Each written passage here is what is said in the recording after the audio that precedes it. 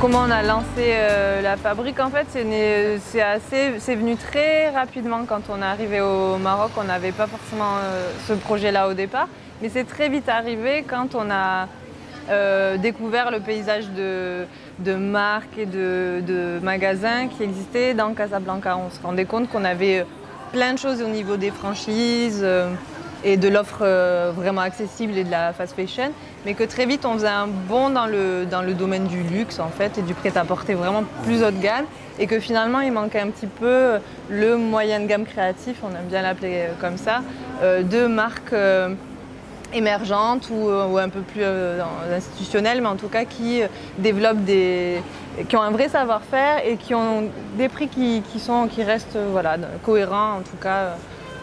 Dans ce qu'on appelle nous moyenne gamme. Donc au départ on l'a conçu comme ça et on a décidé vraiment de faire quelque chose autour de nos coups de cœur et sans trop de règles, mis à part une esthétique finalement qui doit se retrouver sur différents objets. Donc une penderie, des accessoires, des bijoux, de la papeterie, voilà, et importer en fait un petit Paris dans Casablanca. C'était notre démarche de base, c'était ça. Puis à l'époque aussi, au départ, on a quand même pas mal bougé au Maroc, on est allé à Tanger, voir ce qui se fait, parce qu'il y avait des boutiques un peu comme ça qui existaient déjà, comme la Sticas à Tanger, comme le 33 Majorel à Marrakech, qui était déjà sur ce positionnement-là. Il n'y avait pas cette offre à ça, mais qui dans d'autres villes, elle y était. Donc on est allé, on a regardé ce qui se faisait, on a contacté les gens.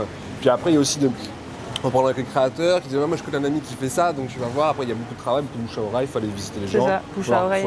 Faut leur parler, faut chercher, il faut creuser, quoi. On propose un lifestyle en fait, un lieu où on aura une esthétique globale sur différentes choses et du coup une destination cadeau aussi.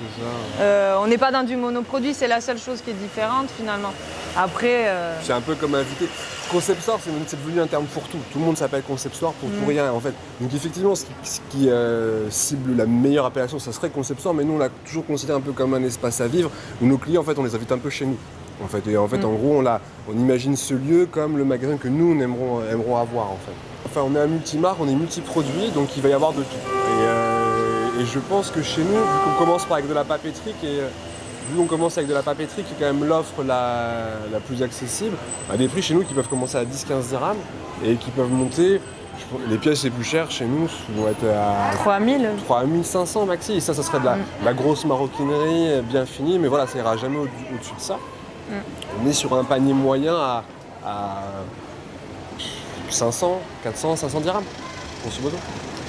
Acheter local, c'est ce qu'on encourage. Encourager le dynamisme culturel aussi, la jeunesse.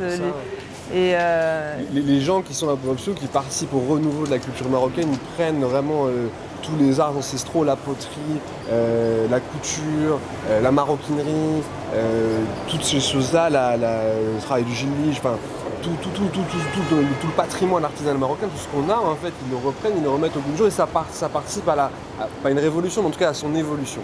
Donc déjà d'une, ça c'est super bien.